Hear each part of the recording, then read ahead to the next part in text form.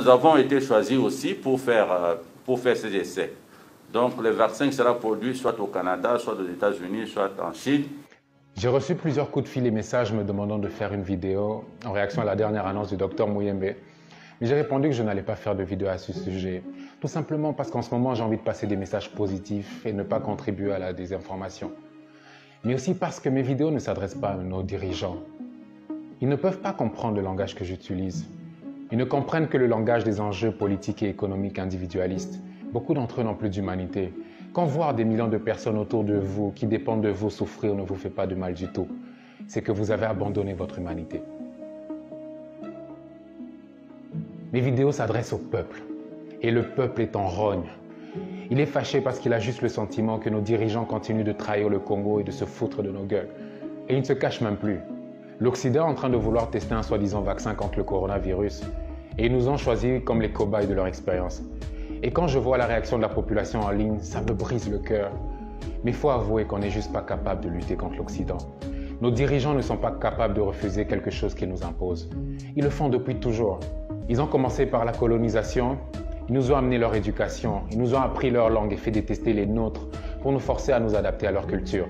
Ensuite, ils nous ont donné leur religion pour que nous apprenions à être sages et à ne pas nous révolter. On est convaincu que l'homme blanc est contre notre progrès et qu'on l'a chassé pour retrouver notre indépendance. Mais en réalité, on a conservé les mêmes outils qu'il a utilisés pour nous asservir. 60 ans plus tard, on ne peut rien faire quand l'Occident nous impose de prendre ce vaccin. Et le docteur Muyembe n'y est pour rien, le pauvre. Il n'est qu'un pion dans tout le système. Ça se voit dans ses yeux.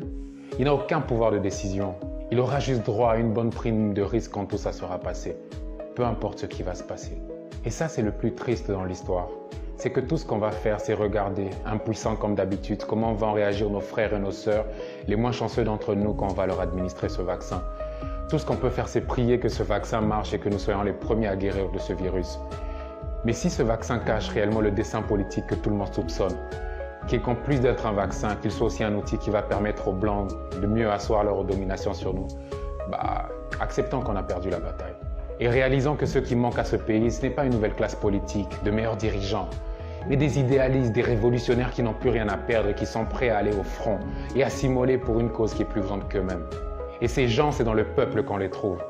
Donc c'est maintenant que nous avons besoin de nouveaux Lumumba et de nos Luther King, de nos Gandhi, de nos Malcolm X.